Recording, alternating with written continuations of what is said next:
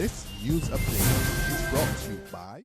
Say hello to Carol. Carol talks for a living, from morning till night. So she relies on Flow's crystal clear home phone service brought to her through Flow's 100% fiber to the home network. It keeps her in the know, and because she bundles her mobile broadband and TV services, she enjoys huge savings, so she can enjoy much more for much less. So visit any Flow retail outlet, call 1-800-804-2994, or visit discoverflow.co to find out more. One-of-a-kind connection. This is how we flow.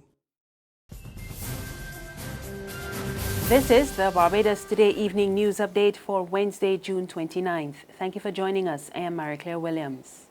One of the men involved in a weekend brawl on Swan Street appeared in court today, charged with unlawful wounding.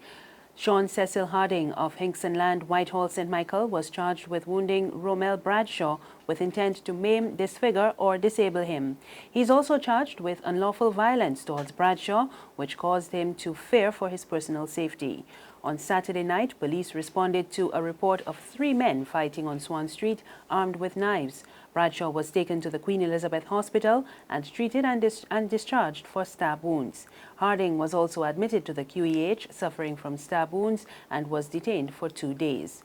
Harding, Bradshaw and another man, Damian Omar Carrington of 2nd Avenue, Thomas Gap, President Kennedy Drive, have been charged with affray. Harding was not required to plead when he appeared in the District A Magistrates Court today. He was granted $5,000 bail with 1 surety and will return to court on September 5th.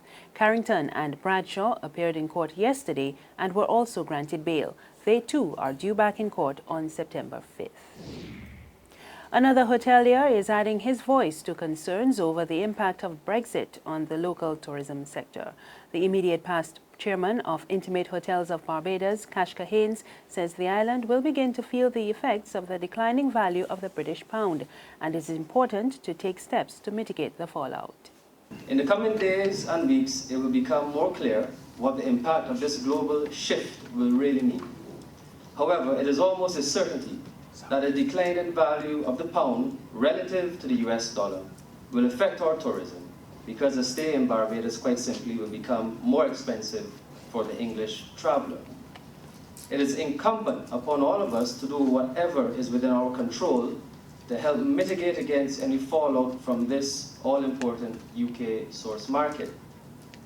With that said, I'm asking you, the property owners and management, to be in close contact with the IHB Secretariat, informing us of UK cancellations or a clear reduction in the pace of UK forward bookings. This important information that we can share with the BHTA and the BTMI, and hence will help with appropriate and timely marketing and promotional interventions. Students at one primary school will have a new learning space when the new school year opens in September. St. Mark's Primary today launched its outdoor classroom and recreational space. It was funded by the Ministry of Environment and Drainage's Fund for Non-Profit Organizations to the tune of $8,000. Donna King-Brathwaite is the ministry's environmental education officer, and she says the new outdoor classroom is an opportunity to engage students and provide them with hands-on experiences. We are also hoping that in the context of an outdoor classroom, children understand the concept of a sustainable lifestyle, that healthy living is something that we all need to pay attention to. In the fresh air here in St. Philip, in the sunshine, we're getting a direct blast of vitamin D. And with all of the wonderful things around us that nature is providing, especially peace of mind and happiness, I believe that we are doing a great job here at this school in promoting sustainable lifestyles among our younger generation. And for us at Environment, it is important that children understand and respect our physical environment. Barbados has a unique space in which we all live, but it is a very small place. And so with children, we are hoping that they will have the opportunity to inculcate in them the whole notion of let's take care of God's creation. Some entertainment news now. Mole will lead the charge this Friday at the inaugural Bashment Soca finals. The 8 finalists drew for positions today at the Caribbean Broadcasting Corporation during a live taping of Festival Stage. The Bashment Soca finals will be part of the highly anticipated lineup on Phenomenal Friday, which will also feature the Sweet Soca and Party Monarch semifinals. Yeah, a lot of times for exchange, trade, the official order. Mole in at position number 1 with Bring My Glide. Marsville, snap in at number 2 with Bang Bim. Cooper Dan, number 3 with Champion Gal. Farmer Ubu, the wild card, with Gal Factory. Number 5, Ramesses and Lady Essence with Blows. Number 6, Skrilla, Gal Drop. Linsky in at number 7, Ben and Pickup. And Stiffy maintains and retains his number 8, Take Off Something. There's regional and international news after this short break. I love it. I love it. I give in your sweetness. Hey, it's your girl Azizi, the Barbados TODAY Crop Over Superstar 2015. The competition is even more exciting this year. There'll be 3 champions. The public will choose their junior, Soca Royale, and Pickety Crop champion. So here's how it works. Go to our Facebook page at www.facebook.com/Barbados Today to fill out your competition form. 2. Upload your video with your song to Barbados Today's Facebook page. 3. Make sure you invite all your friends and family to vote for you. The contestant with the most votes by the end of their competition will be crowned champion. I gave me a sweetness. I know you like sweetness. All of this is sweetness. Secure your future, be financially strong. Since 1983, we have been there for you. A smart range of products, great tax benefits. We're the solution to your hopes and your dreams. The Barbados Workers Union Cooperative Credit Union. The Barbados Workers Union Cooperative Credit Union. Humble beginnings to smart loans, smart savings. Save smart and borrow smarter. That's the move for me. Stability, prosperity. We're the solution to your hopes and your dreams. The Barbados Workers Union Cooperative Credit Union. The Barbados Workers Union Cooperative Credit Union.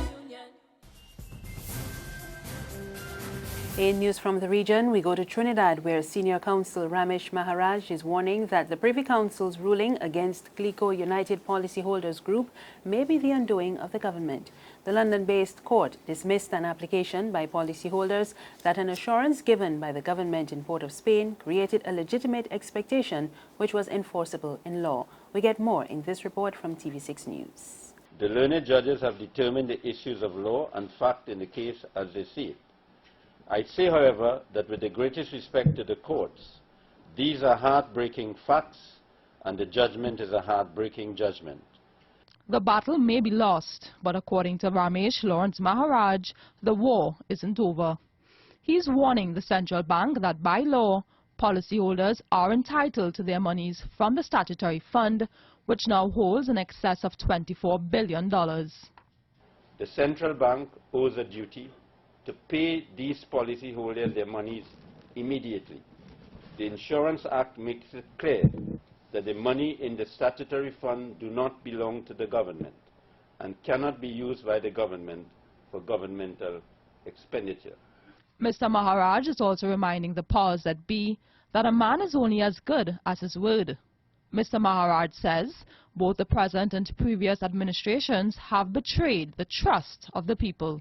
If a financial crisis arises in England, in Trinidad and Tobago, or anywhere in the Commonwealth, the government would have to depend upon the people to trust its word, not to move their monies. Can the people in the future, in similar circumstances, trust the government to pay when those people read the judgment given in this case by the Privy Council?